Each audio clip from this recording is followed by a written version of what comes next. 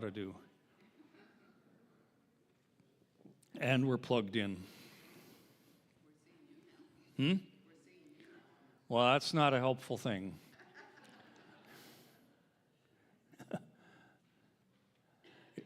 Is the live stream up and running, or? Okay, that's up and running. All right, good. That's good news too. All right, all right. Well, I won't look back because that's very, very, very distracting for me. Anyway, the other bit of good news this morning is that the clock at the back of the church is not working. So if it gets to like lunchtime and we're still doing Bible class, somebody stop me. We'll make out okay. All right, different screen. All right, we are working our way through Daniel chapter 6. We will just leap right in this morning and get into the story itself and kind of talk a little bit about what we happened to read last week and what we're going to go through today. As I said last time, Daniel chapter 6 is probably the best known of all of the chapters in Daniel. It's the story of Daniel and the lion's den. And it's the conclusion to a fairly long section. The opening 6 chapters of Daniel are all one section together with the stories of Daniel and his companions in the first Babylonian Empire and then the early days of the Persian Empire. And just to remind everybody a little bit of the history of all of this, the Persian Empire begins somewhere around the year of 539 BC, and then by 538 BC, the people are on their way home from Babylon or from Persia at around the end of 70 years. The math is computed variously, but by this point in time, as I said last week, Daniel has been in exile for some 66 years. He was taken as a young man, and many years have passed. Daniel is now well advanced in years, up into likely his early 80s or coming up on his 80s, and he is now kind of a senior advisor in the kingdom. Daniel chapter 6 begins with Darius, the king, appointing 120 what we would call premiers of provinces, the various provinces of the Persian Empire, and appointing them to be the administrators, and then over those 120, appointing 3 others, of whom Daniel is the first of the group, because he is the one that is entrusted with the most, and Darius actually wants to make him to be the ruler, kind of his overseer for the entire Persian kingdom, or at least a good chunk of it anyway. But then Daniel runs into a few problems with some of the other administrators and things like this. We'll pick it up just very quickly. This is just summary. At Daniel 6, verse 6. Darius wants to set him over the whole kingdom. At this, the administrators and the satraps tried to find grounds for charges against Daniel in the conduct of government affairs, but they were unable to do so. They could find no corruption in him because he was trustworthy, neither corrupt nor negligent. And finally, these men said, "We will never find any basis for charges against this man Daniel unless it has something to do with the law of his God." And so, finding no problems in his work, he's not corrupt, he's a straight shooter, an honest dealer, they then decide the only way we're going to get him is if we go after his faith. And as I said last week, sets up a bit of a different scenario than what we had a few weeks back when we were talking about Daniel chapter 3. In Daniel chapter 3, Nebuchadnezzar had set up the statue, and when people heard the music, they were to fall down at the feet fall down and worship the statue. It really just involved what you do in public. What these guys have in mind encompasses not just what you do in public, but your private life. Let's read on a little further and see what they come up with. So the administrators and the satraps went as a group to the king and said, "Oh, King Darius, live forever. The royal administrators, prefects, satraps, advisors, and governors have all agreed that the king should issue an edict and enforce the decree that anyone who prays to any god or man during the next 30 days, except to you, O king, shall be thrown in the lion's den. Now, O king, issue the decree with the laws of the Medes and the Persians, which cannot be annulled." So King Darius put the decree in writing. For 30 days, no one can worship or pray to anyone except the king. And this is not an uncommon feature in ancient societies where the ruler, the king, was a kind of a deified human being. Where the king was looked to as being at least semi-divine, able to answer prayers and those sorts of things, and so that's what they want to set up here. I'm just going to move the PowerPoint a little bit further so I can use it as my own teaching notes, even if we don't have it on the screen here. So Daniel is then, in a bit of a conundrum. What is he going to do? Picking it up at verse 10, Daniel learned the decree had been published, and he wrote, in spite of this, he goes home to his upstairs room where the windows are open towards Jerusalem, and 3 times a day he got down on his knee and prayed, giving thanks to God just as he had done before. Then the men went as a group and found Daniel praying and asked God for help. So they went to the king and spoke to him about his royal decree. "Did you not publish a decree that during the next 30 days, anyone who prays to any god except you should be thrown in the lion's den?" And the king said, "Yep, that's the decree. It's made in accordance with the laws of the Medes and the Persians. It can't be changed." And then they tattle.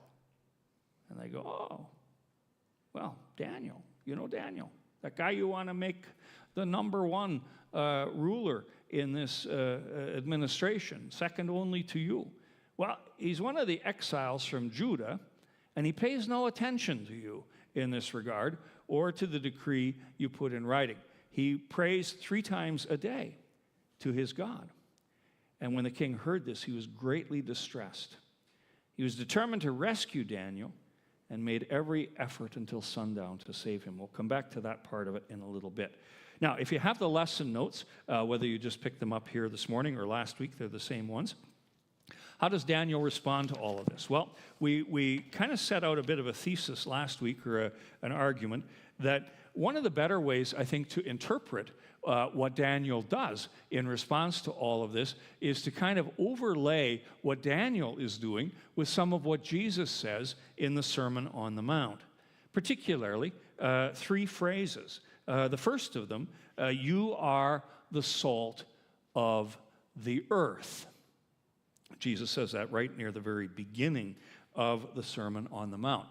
And what we have seen so far is Daniel being salt. He's the perfect example of what Jeremiah told the people to do as they lived in Babylon, where they were not to kind of exclude themselves from society, nor were they to assimilate into society, But in Jeremiah 29, and this is on the lesson sheet on the second page, just under the heading, "You are the salt of the earth," I printed the verse out for you. He reminds the people that he's the one who sent them into captivity. He says, "Go build houses, live in them, take wives, have sons." Verse 7 is the key. Seek the welfare of the city. The people are to seek what's good and right for Babylon. And in so doing, it will be good and right for them as well. And Daniel has done this. He has been, as it were, salt in that society. He's proven incorruptible. He's been diligent in his duties. And to use the King James, not the King James, rather the ESV translation for Daniel chapter 6, verse 3, he has a spirit of excellence. And he does the things that salt does. He engages. Salt never, it sits nice in the shaker, but salt's not really intended to sit in the shaker. You put salt on your food, and it engages with that food. Now, we use it today more as a flavor enhancer than anything else, but in the ancient world, it was primarily used as a preservative. It would attach itself. I'm not sure how the science of this works out, but the salt attaches itself to whatever it is rubbed into, and it becomes a preservative. And it was used in that way. And in a certain sense, Daniel has done that. He's attached himself to Babylonian society, and he's worked for the good, the preservation of that society. He sought the welfare of the city. And as we said last time, just in closing, he used his gifts according to his calling. Daniel was not a priest. And even though we call him a prophet in the Old Testament, he never really was called as a prophet. He would be, in our terms, a lay person. And God has used him where he is, in the situation he finds himself, with the gifts that are given to him, to be salt in this very, very corrupt Babylonian society.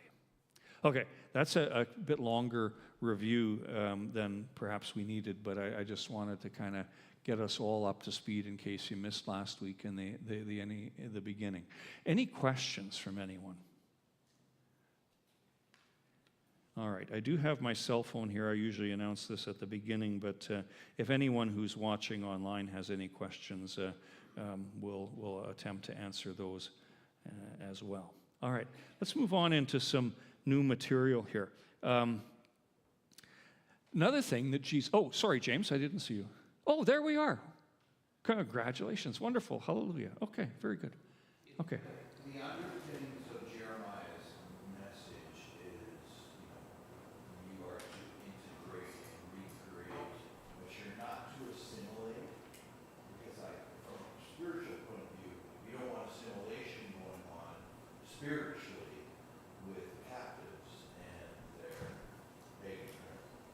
Right. No, they were not to assimilate, but they were not to isolate either. They're to find that kind of middle path. They're not to, just adopt all the pagan customs and all of that sort of thing, though I'm sure some probably went off the ditch in that direction. And probably some isolated themselves too. But the grand hope was that they would be instruments of good in the Babylonian culture. Sort of, yeah, and that's still today for the church as well, that we are to be instruments of good in society. You look at some of what Paul writes in the New Testament. He talks to people about, the order in the world. I mean, they had very cruel, the Caesars were very, very cruel people. But there's never once any argument about overthrowing them, staging a revolution, or withdrawing completely. Or assimilating. It's live with the gifts God has given you to be salt and light where God has put you. Yeah. All right. Well, Jesus also says at the beginning of the Sermon on the Mount, blessed are those who are persecuted for righteousness' sake. And that persecution is about to come on Daniel. As we read just a moment ago in Daniel chapter 6, when the king heard this, he was greatly distressed and was determined to rescue Daniel and made every effort until sundown to save him. This next slide maybe doesn't make a lot of sense off the top, but I don't know how many of you are Lord of the Rings fans. I have greatly enjoyed the stories and the movies as they came out many years ago now. And one of the interesting development, not the main storyline in the movies or the books, but one of the interesting things that happens is with these two characters who are Merry and Pippin. They're two hobbits who were friends of Frodo Baggins and kind of get caught up on his great adventure.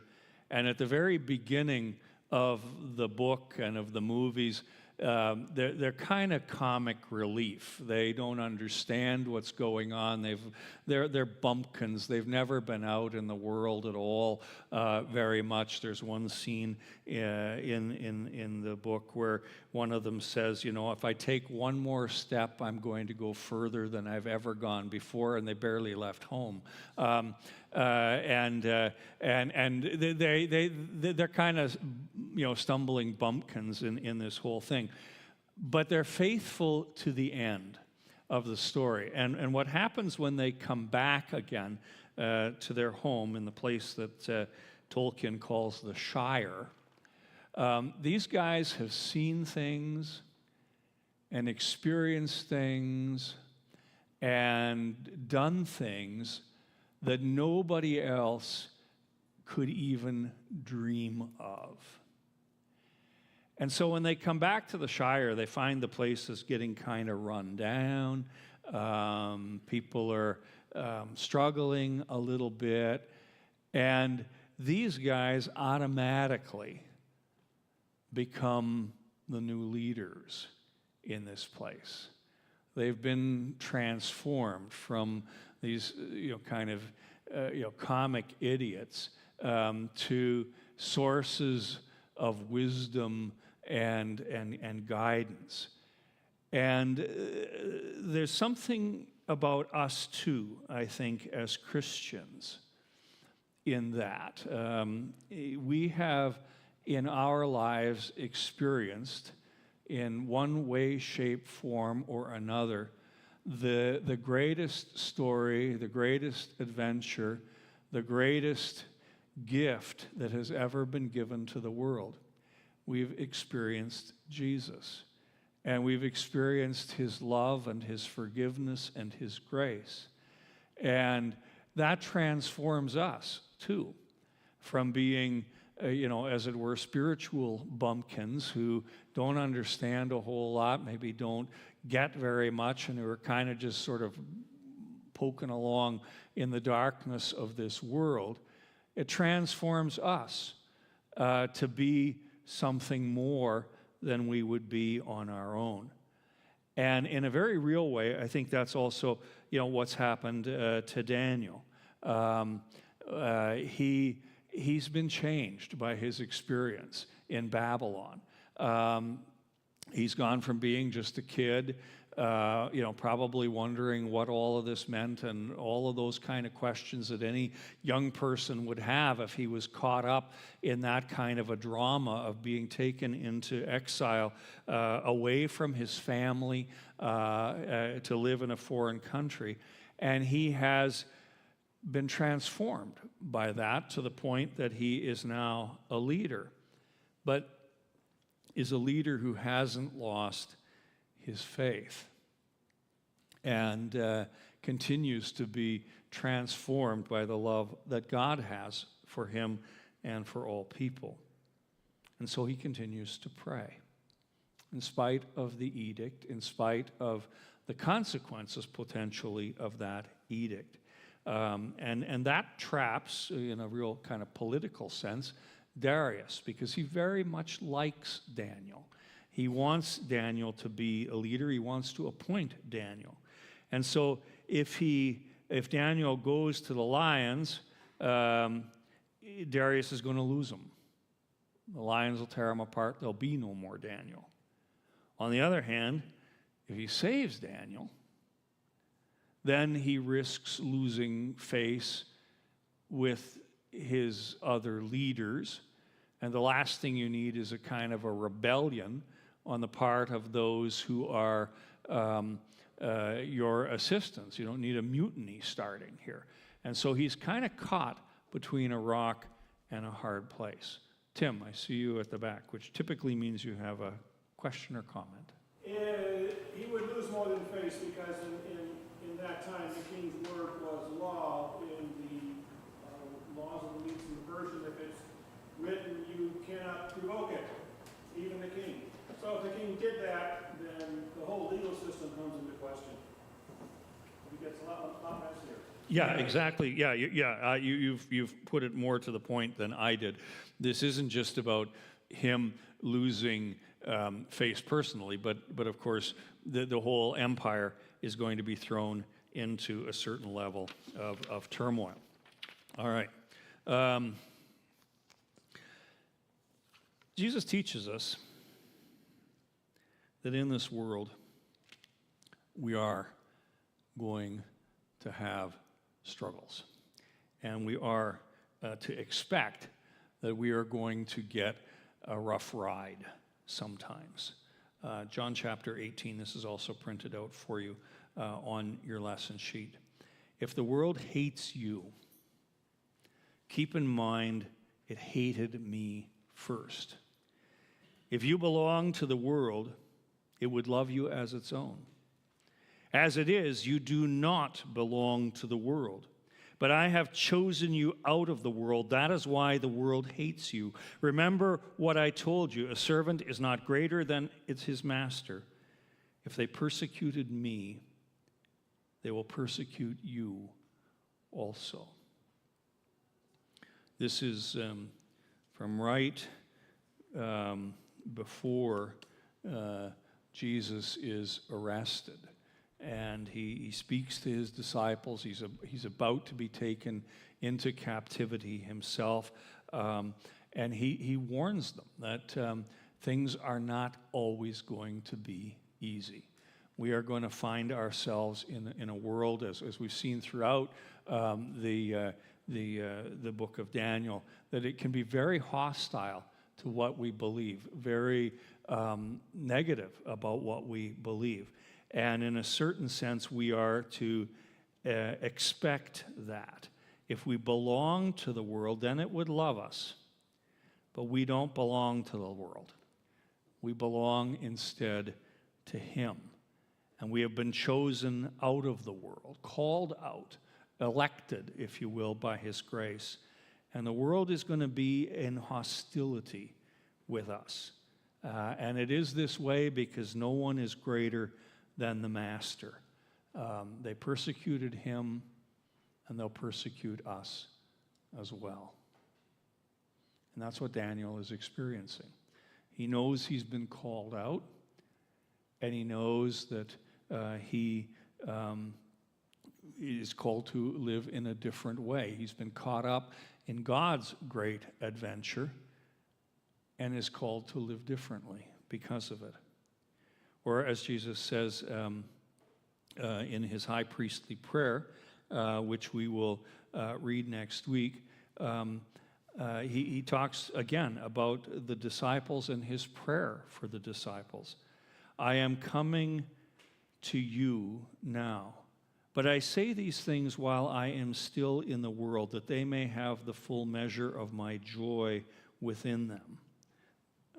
This is John 17 is what we call the high priestly prayer, as I said a moment ago.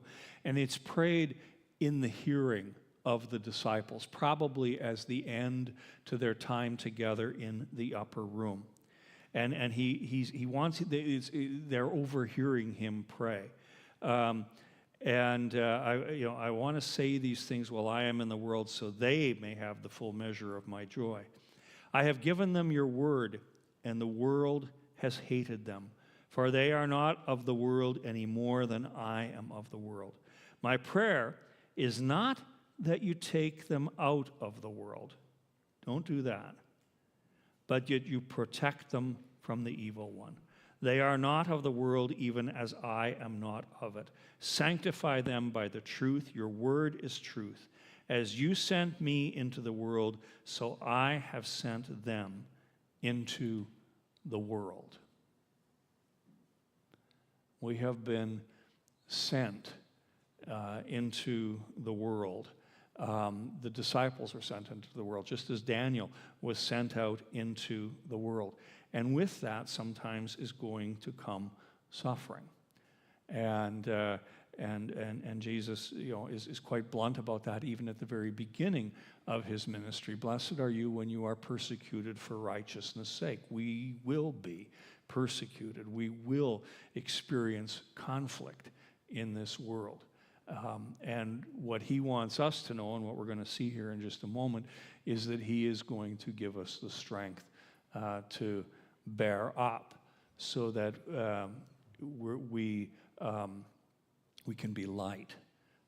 Maybe to put it, to tie this theme together a little bit. When you engage in the world as a Christian, and when you try to be salt, anybody ever had salt get into a cut? Yeah, not a fun feeling, is it? Salt stings sometimes, and it bites sometimes. And so if we're really being salt, we're going to rub people the wrong way. We are going to be as if, like salt is in a wound. There will be people who don't want to hear what we have to say, don't want to talk about it, think about it. You just can't bring it up, because it's like rubbing salt in the wound of their soul, if you will. They don't want it. And in some cases, people are going to be so resistant that they just don't want to have anything to do with you at all, or may even come back at you. And Jesus says, okay, well, blessed are you in that moment. This is, you're doing your job, If there's never any pushback to your life, then you have to wonder, are you being salty enough? I sometimes like it, when people challenge me on some teaching or preaching that I've done, because it at least lets me know that we're engaged in this together. And you might be right, I might be right, or we might both be wrong, or we might both be right. Doesn't matter. But we're salt, and we're supposed to do that. And when we are salt, we're gonna come up against it at times. But as we're going to see in just a moment, in the midst of it all, he gives us the power to become the light. All right, let's just read on in the scriptures just to see what happens here. We all know the story, but it's a good story, and we want to soak it up one more time. We're going to begin reading in Daniel chapter 6, verse 16. Darius is caught, but he realizes he can't go back on his word for all kinds of reasons.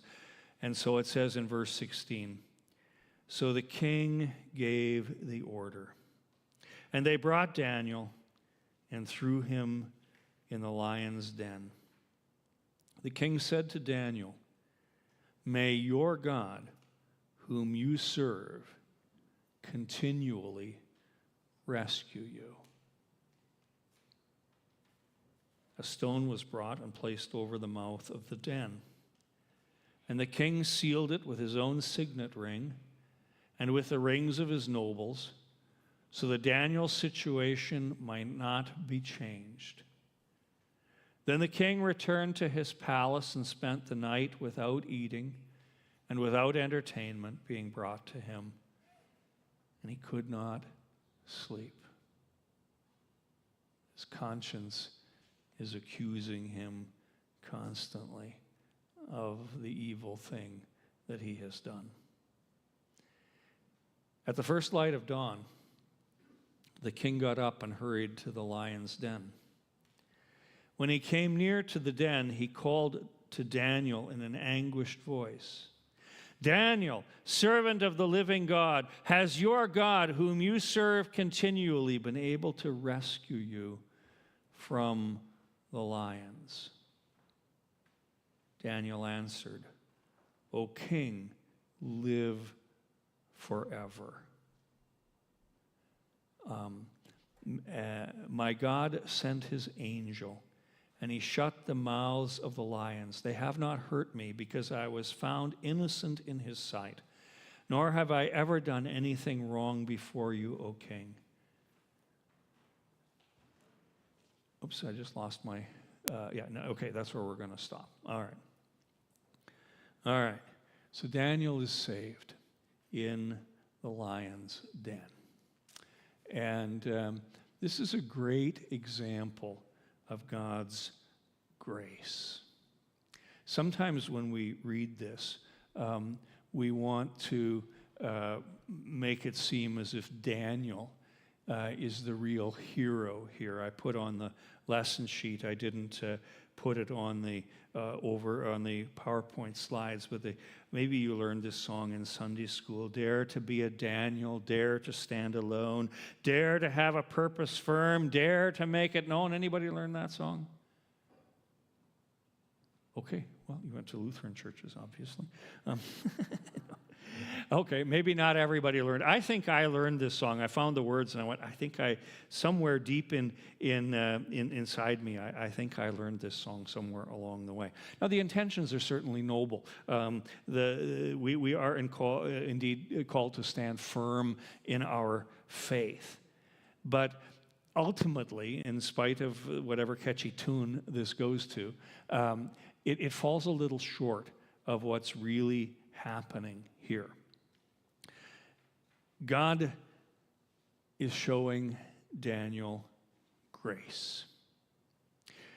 It isn't, the situation with Daniel is rather interesting, I think.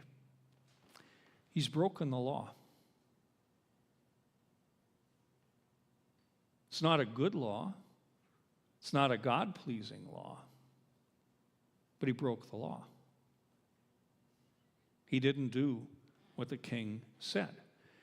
And, we're right to sort of say, well, okay, in those instances, you've got to obey man rather than God. Absolutely true. But there was a punishment coming for breaking the law. It's the same as if I'm on my way to the church on a Sunday morning, realizing I may have slept in a little bit, and I decide to have I think today is the Monaco Grand Prix or something like that. I read this. It is the Monaco Grand Prix today. I decide that, between the Fisher-Hallman and Ottawa Street exits of the Parkway, I'm going to play Monaco Grand Prix. And the OPP officer is sitting under the camera by the Staples at the Homer Watson exit, where he likes to sit, or she likes to sit, many mornings a week. And I come blazing by him or her, and the fancy Christmas lights come on, and they chase me down, and I might say, "Oh, but I've got to get to church. I've got to get to church. This is a very noble thing. I'm obeying God. I have my job. I have my people. I got to serve them." And he's still going to say, "Well, you were also going 150 kilometers an hour, buddy." And there's punishment for that, and we're going to deal with that, and then you can go your way. Maybe not an exact example, but something close. Daniel had broken the law, and there was going to be a punishment for breaking the law. But how does God look at this situation? I think there's just a wonderful little expression in here. This is from the ESV, which is what I typically use when I do my preparation, but it's also in the NIV. verse 22. My God sent his angel to shut the mouth of the lion. We'll come back to that in just a minute. They have not hurt me. Because I was found innocent in his sight. Or the ESV version, I was found blameless. That's grace. We've all broken the law, the human laws and God's laws. But God's grace is that he finds us blameless. Not because of anything we have done ourselves, not because we're so good, not because we're so righteous, not because we figured everything out, but blameless, we know later, on account of Christ, who lives the perfect life on our behalf and then dies the death, takes the punishment we deserve. And that brings us to the angel. He didn't just send an angel. Some guy, some angel off the back benches of the angel room, could probably handle lions in a lion's den and save Daniel. But he doesn't do that. He sends his angel. And his angel comes to save Daniel. Anybody here remember the parallel from the fiery furnace? Who's wandering around with Shadrach, Meshach, and Abednego in the furnace? Another angel, right? That looks like a son of the gods. Most biblical scholars, and I think it's very reasonable to assume, that his angel is, in fact, the second person of the Trinity, the person we know better as Jesus. That is his angel. It is God's messenger, his particular messenger, come to the earth. And he stands there in the midst of the lions with Daniel. Comments, questions, observations? Check the real time here. Okay. Making sure we're not running over. Yeah. Charlene. Satan was an angel too. Yes. Correct. Yes. So did he have a high place, or how did he have the power to even leave heaven? These are all questions. Yeah, Charlene asks about Satan being an angel as well, and leaving heaven and being cast down to earth. We know from Jesus in Luke that he was cast out of heaven. So and again, this isn't stuff the Bible spells out entirely clearly for us, but as you kind of gather the various strands of information that we have together, it appears there was some rebellion, some discontent about God's intentions for this world. We don't know exactly what that was. Many have speculated, but I don't think we'll ever know until the Lord reveals that to us at the end, if that's among the things that will be revealed to us. But we know that Satan was cast down. He was expelled from the heavenly host. And in that whole process became the one who is utterly against what the Lord is up to, becomes the enemy.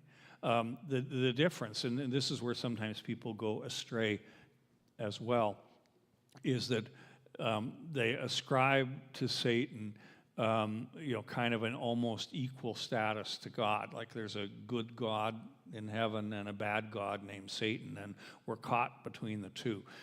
Satan is not that. He is a finite creature, much lower. He's not another God. But nonetheless, he has great power. And there are, we believe, also, demons or other angels that are with him. This wasn't maybe just a solo thing. And yeah, even though we're not given all the details, that's kind of the picture that emerges. Yeah, and that he's going to torment the church until. And we'll see a slide about that in just a half a minute here. He's going to torment the church until Jesus returns, and then, even though he's already been conquered. Not the fullest and most complete answer, but I think it's about the best answer we got. James, yes.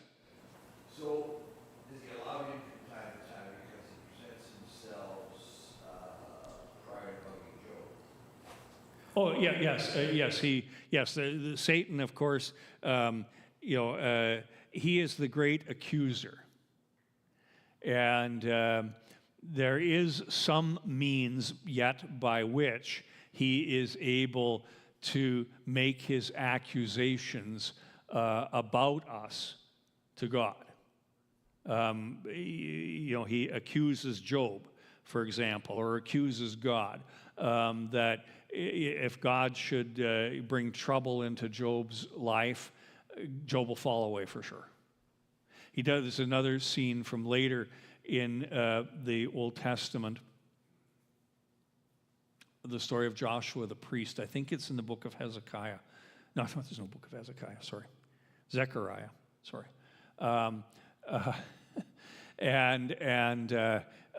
Where there's this priest named Joshua, and he stands, he's brought up before the Lord, and he's wearing his vestments, his garments are filthy.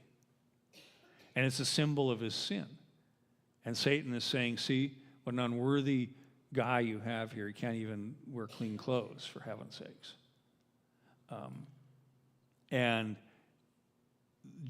the Lord responds by providing clean clothes for Joshua, the priest. And so he turns aside the accusation. And there's a few other examples as well. All right. We have a few more minutes here. We'll see how far we get. The image of being in the lion's den is an image that recurs a number of times already in the Old Testament, from even before Daniel. Psalm 57, for example.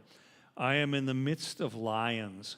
I am forced to dwell among the ravenous beasts, men whose teeth are spears and arrows, whose tongues are sharp swords. Psalm 35. How long, O Lord, will you look on? Rescue me from their ravages, my precious life from these lions. This is an image that, as I said, is relatively more common than you might think. It's not maybe the main thing, but it's often described. It's often used to describe the way God's people feel in the midst of the world.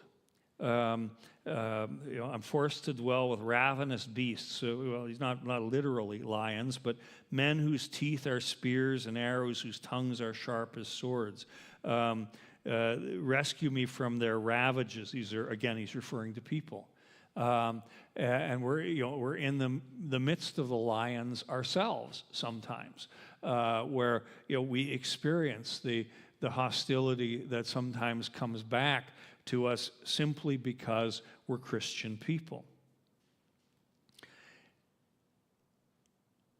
And there's one other who knows about the lions, knows about what lions can do. Psalm 22, the psalm that Jesus speaks from the cross. It begins with the words, my God, why have you forsaken me. And while it may be the case that Jesus only said that verse out loud, I think it's fair to assume that Jesus, being, not only the Son of God, but a good Jew and a rabbi, would have had that psalm absolutely 100% committed to memory. And while he may have only said the opening line out loud, or he may have actually chanted the entire psalm, it's a psalm that talks about the desolations of this world. Many bulls encompass me, strong bulls of Bashan surround me. They open their mouths at me like a ravening and roaring lion. Save me from the mouth of the lion. You have rescued me from the horns of the wild oxen. One way to look at what happened on Calvary is that this was Jesus' moment in the lion's den. But unlike Daniel and others who were spared from the ravages of the lion, Jesus is not. The lion, if you will tear him up, and he will die on the cross. And he will pay the price in our place. And he does it so that he might usher in an entire new age. There's these wonderful passages out of Isaiah that speak of the new heavens and the new earth. The wolf shall dwell with the lamb. The leopard shall lie down with the young goat. The calf and the lion and the fattened calf together, and a little child will lead them. These images of the new heavens and the new earth, where no longer do the lions roar and cause us to fall and cause us fear. He's gone into the lion's den for us. We have been found blameless. We don't get the punishment. He's the angel. He goes in, and we look forward to this new heaven, this new earth, where everything will be so very different. And apparently lions will look weird. Every other of the animals look kind of normal there, but the lion is like, what happened to you? All right. Or another image, the wolf and the lamb shall graze together. The lion shall eat straw like an ox. The dust shall be the serpent's food. They shall not hurt or destroy in all my holy mountain, says the Lord. All right, we're at about time, and there's a little setup that needs to be done, and I think we'll stop there for today. Any questions? We've got a couple minutes left for questions.